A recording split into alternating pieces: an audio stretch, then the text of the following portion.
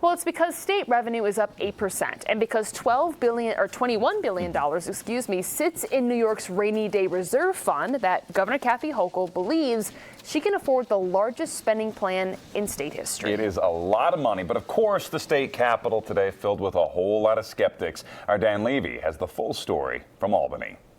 $252 billion would make it the biggest budget in state history.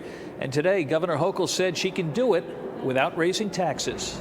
According to Hochul, the challenge for state leaders is to foster an environment where success thrives, while making sure those who feel left behind believe there is a path forward. Many families do continue to struggle. Nationwide inflation, the rising costs at the grocery store, every month working New Yorkers having to face such difficult choices on how to stretch all their dollars.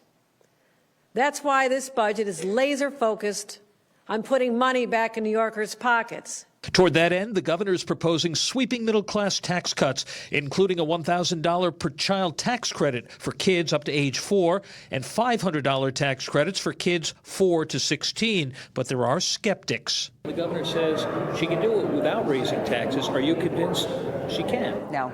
Absolutely not. Assemblywoman Mary Beth Walsh, a Republican from Ballston Spa, realizes legislative horse trading hasn't yet begun. Of course, the one House budgets will come out from the Senate, from the Assembly majorities, which are always higher than what the governor proposes, but that's not to say that anything that she's proposing is moderate. Assembly Speaker Carl Hastie has a much more positive outlook.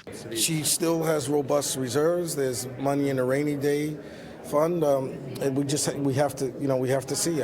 She mentioned that this is the highest reserves that in history. So, like I said, we'll just have to see.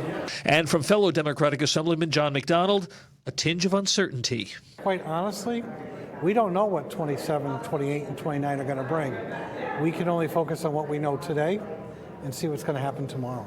At this point, the governor's spending plan is just a proposal. It will be up to both houses of the legislature to iron out the final project by April 1st. At the Capitol, with coverage you can trust, Dan Levy, News Channel 13.